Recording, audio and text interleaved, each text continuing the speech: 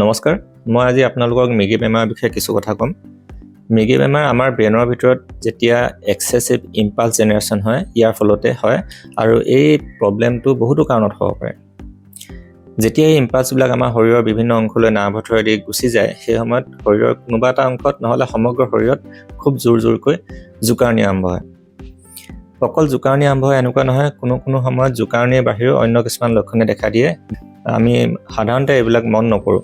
সেইকাৰণে বহুতে নিজৰ এই মৃগী ৰোগটো আছে যদিও তেওঁলোকে বিশ্বাস নকৰে বা তেওঁলোকে নেভাবে যে তেওঁলোকৰ মৃগী বেমাৰ হৈছে।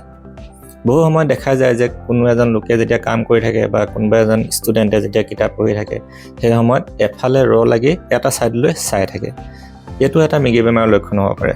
কিন্তু তেওঁলোকে যিহেতু এইটো সাধাৰণ এটা কথা বুলি ভাবি বা তেওঁলোকৰ পেৰেণ্টছে যেতিয়া নিজৰ ল'ৰা বা ছোৱালীক যেতিয়া দেখে, তেওঁলোকে ভাবে যে কিবা এটা কথা হয়তো ল'ৰাজনে বা ছোৱালীজনীয়ে ভাবি আছে। কিন্তু এইটো এটা মৃগী বেমাৰৰ লক্ষণ হ'ব পাৰে। কেতিয়াবা এনেকুৱা হয় যেতিয়া খোৱা বস্তুবিলাক হাতেৰে ল'বলৈ যায়, সেই সময়ত হাতেৰে ভালকৈ ল'ব নোৱাৰে। অলপ সময়ৰ কাৰণে হাতখন খুব কঁপনি আৰম্ভ হয় আৰু বস্তুবিলাক হাতৰ পৰা পৰি যায় বা ল'ব নোৱাৰে, আকৌ অলপ পাছত লৈ নৰ্মেলকৈ লৈ বস্তুটো খায়। কিন্তু সেই সময়ত এই যে এবনৰ্মেল মুভমেণ্টখিনি হ'ল, এইখিনিও এপিলেপচি হ'ব পাৰে। ইয়াৰ উপৰিও কেতিয়াবা এনেকুৱা হয়, মানুহজনে কিবা এটা কাম কৰিছে, হঠাতে মূৰটো এনেকৈ ঢলি পৰিব পাৰে। এইবিলাকো মৃগী বেমাৰৰ লক্ষণ হ'ব পাৰে। সেইকাৰণে মৃগী বেমাৰ বহুতো ধৰণৰ লক্ষণ থাকে। কেতিয়াবা হাতৰ বুঢ়া আঙুলিটো খুব জোৰকৈ লৰচৰ কৰিব পাৰে, নহ'লে হাতৰ গোটেইকেইটা আঙুলি, গোটেই 5টা আঙুলি লৰচৰ কৰিব পাৰে, নহ'লে গোটেই হাতখন লৰচৰ কৰিব পাৰে, নহ'লে সমগ্ৰ শৰীৰটো লৰচৰ কৰিব পাৰে।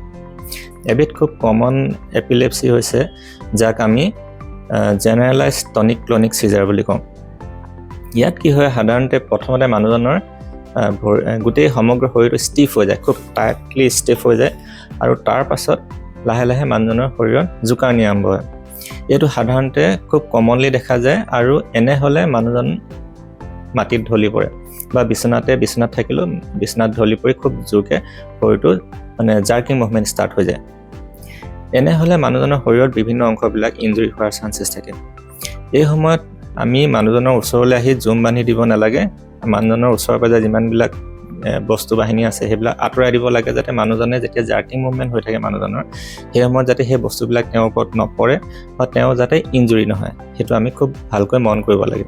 আৰু তেওঁ যাতে উশাহ নিশাহ লোৱাত প্ৰব্লেম নহয়, ভালকৈ যাতে বতাহ পায়, সেইকাৰণে তেওঁৰ চাৰিওফালে আমি আহি আৱৰি ধৰিব নালাগে। ইয়াৰ পাছত আৰু এটা কথা হৈছে যে যেতিয়া মানুহজনৰ জাৰ্কিং মুভমেণ্ট হৈ থাকে, যেতিয়া মানুহজনৰ কঁপনি হৈ থাকে, সেই সময়ত মানুহজনৰ সেই জাৰ্কিং মুভমেণ্টবিলাক যেতিয়া খুব জোৰকৈ কঁপে, একদম ধৰি সেইবিলাক আমি ৰখাই দিবলৈ চেষ্টা কৰিব নালাগে। এনে হ'লে কি হয়, মানুহজনৰ সেই হাত ভৰিবিলাকৰ মাচলবিলাক ইনজুৰি হ'ব পাৰে। মাচল যিবিলাক আমাৰ ফাইবাৰ থাকে সেইবিলাক ইনজুৰি হ'ব পাৰে আৰু সেইবিলাক টিয়াৰ হৈ যায়, ফাটি যাব পাৰে। এনে হ'লে আকৌ মানুহজনৰ পাছত যেতিয়া ৰিকভাৰ হ'ব, তেওঁৰ বেছিহে প্ৰব্লেম ষ্টাৰ্ট হ'ব। সেইকাৰণে এনে কৰা অনুচিত। আৰু এটা কথা মন দিব লাগে যে এনে কনভালচন হোৱাৰ সময়ত যেতিয়া মানুহজনৰ খুব বেছিকৈ জোকাৰণি আৰম্ভ হয়, তেতিয়া মানুহজনৰ দাঁতবিলাক খুব জোৰকৈ কামুৰি ধৰা দেখা যায়। এনে হ'লে সেই দাঁতৰ মাজেদি কেতিয়াবা বেছি জোৰকৈ যিহেতু কামুৰি ধৰে, কেতিয়াবা তেজ ওলাই অহা দেখা যায়। আৰু নহ'লে এনেকুৱা হয় যে জিভাখনো কেতিয়াবা দাঁতেৰে কামুৰি দিয়ে আৰু এইটো কিন্তু অনিচ্ছাকৃতভাৱে হয়, এইটো আপোনা-আপুনি হৈ যায়। সেই সময়তে বহুতে কি কৰে, মুখৰ ভিতৰত কেতিয়াবা চামুচ ভৰাই দিয়ে, হেতা ভৰাই দিয়ে, নহ'লে নিজৰ হাতখনো ভৰাই দিয়া দেখা যায়। এনে কৰিলে কিন্তু সেইটো কোনো সাধ্য নাই, কেতিয়াও কোনেও সেইটো ৰখাব নোৱাৰে। মানুহজনে কামুৰিবই, ইভেন চামুচখনকো কামুৰি ধৰিব আৰু তেতিয়া দাঁতবিলাক লৰি যাব আৰু দাঁতবিলাক হয়তো সুলকি আহি সেইটো আমাৰ শ্বাসনলীত সোমাই যাব পাৰে। তেনেহ'লে সেই মানুহজনৰ আৰুহে প্ৰব্লেম হ'ব আৰু ইভেন মানুহজন মৃত্যুমুখতো পৰিব পাৰে। সেইকাৰণে এইবিলাক কৰা একেবাৰে অনুচিত। আৰু যেতিয়ালৈকে কনভালচন হৈ থাকে, সেই সময়লৈকে মানুহজনৰ কেতিয়াও মুখত পানী বা খোৱা বস্তু একোৱে দিব নালাগে। মানুহজনৰ কনভালচন কোনটো সময়ত ষ্টাৰ্ট হৈছিলে আৰু কিমান সময়ত শেষ হৈছে, সেই কথাটো খুব ভালকৈ মন দিব লাগে। কাৰণ 5 মিনিটতকৈ যদি বেছি দেৰিলৈকে এই কনভালচন থাকে, তেনেহ'লে এইটো এটা বেয়া লক্ষণ, মানুহজনৰ অনিষ্ট কৰিব পাৰে। আৰু কেতিয়াবা এনেকুৱা দেখা যায় যে মানুহজনৰ কনভালচন যেতিয়া হৈ আমি সাধাৰণতে কি হয়, কনভালচনবিলাক নাইকিয়া হৈ যায়। অলপ দেৰি পাছত মৃগী বেমাৰটো লাহে লাহে কঁপনি যেতিয়া আৰম্ভ হয়, তাৰপাছত অলপ দেৰি পাছত নাইকিয়া হৈ যায়। কিন্তু কেতিয়াবা এইটো নহ'লে সেইটো অলপ বেয়া কণ্ডিশ্যন হয়। মানুহজনক ততাতৈয়াকৈ সোনকালে চিকিৎসালয়লৈ প্ৰেৰণ কৰিব লাগে। ইয়াৰ পাছৰ কথাটো হৈছে, যেতিয়া মানুহজনৰ কনভালচন শেষ হোৱাৰ লগে লগে মানুহজনক এটা ছাইডলৈ কাটি কৰি দিব লাগে।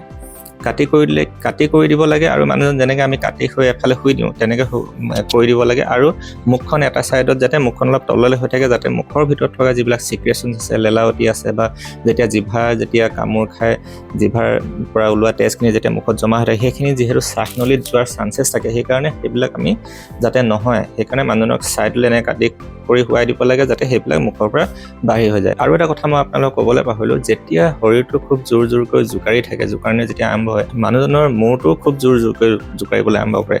সেই সময়ত যাতে মূৰৰ ইঞ্জুৰি নহয় সেইকাৰণে মূৰৰ তলত গাৰু এটা দি দিব লাগে আৰু যদি গাৰু নাই তেনেহ'লে কাপোৰ যদি আছে কাপোৰ অলপ দি দিব লাগে যাতে তেওঁ জোৰকৈ এই যিটো মূৰৰ যিটো অংশটো পাছফালৰ অংশটো যাতে ইঞ্জুৰি নহয়। মানুহজন যেতিয়া ৰিকভাৰ হয় কনভালচনৰ শেষত মানুহজনক চিকিৎসালয়লৈ লৈ যাব লাগে। চিকিৎসকৰ পৰামৰ্শ মতে তেওঁ যিখিনি ইনভেষ্টিগেশ্যন কৰিবলগীয়া হয় সেইখিনি কৰাব লাগে আৰু তাৰপাছত হয়তো তেওঁ ঔষধ খাবলগীয়া হ'ব পাৰে।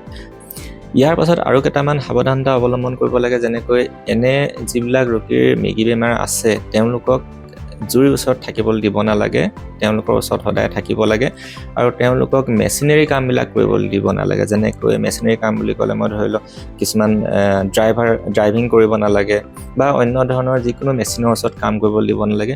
তেওঁলোকক নদীৰ কাষলৈ পুখুৰীৰ কাষলৈ যাবলৈ দিব নালাগে। বহুতো ৰোগীৰ ক্ষেত্ৰত দেখা যায় যে তেওঁলোকে ঔষধ ভালদৰে সেৱন নকৰে, এবছৰমান খোৱাৰ পাছত দেখে যে তেওঁলোকৰ সকলো ঠিক হৈ গৈছে, ঔষধ খোৱা বন্ধ কৰি দিয়ে, কিন্তু কোনোবা এদিনা হয়তো ৰাস্তাত গৈ থাকোঁতে হঠাতে তেওঁ ৰাস্তাতে ঢলি পৰিছে, হঠাতে কিবা এটা ঘটনা হৈছে নাইবা কোনোবা এজন মানুহ পানীতে পৰি গৈছে, এনেকুৱা ধৰণৰ বহুতো ঘটনা আমি শুনি থাকোঁ। সেইকাৰণে এইবিলাক যাতে নহয় সেইকাৰণে চিকিৎসকে যিমান দিনলৈ ঔষধ দিয়ে সিমান দিনলৈ ঔষধখিনি ভালদৰে সেৱন কৰিব লাগে। এনেকুৱা নহয় যে এবছৰ খালে কাৰণে বা ছমাহ খালে কাৰণে যেতিয়া বেমাৰটো নাই তেওঁ সম্পূৰ্ণৰূপে ঠিক হৈ গৈছে, এনে নহয়। ইয়াৰ পাছৰ ভিডিঅ'টোত মই আপোনালোকক আৰু এটা মেগী বেমাৰৰ বিষয়ে ক'ম বা চিজাৰৰ বিষয়ে ক'ম, য'ত কনভালচন হয় আৰু সেই কনভালচনটো হয় জ্বৰ হোৱাৰ কাৰণে। সাধাৰণতে সৰু ল'ৰা ছোৱালীবিলাকৰ এনে হোৱা দেখা যায় আৰু এনে হ'লে আমি কি কৰিব লাগে আৰু ইয়াৰ লগতে কেনেধৰণৰ সাৱধানতা অৱলম্বন কৰিব লাগে সেই সকলোবিলাক মই আপোনালোকক ইয়াৰ পাছৰ ভিডিঅ'টোত ক'ম। আজিলৈ মই ইয়াতে সামৰিছোঁ। আপোনালোক সকলো স্বাস্থ্যৱান হৈ থাকক, হেল্ডি হৈ থাকক। নমস্কাৰ।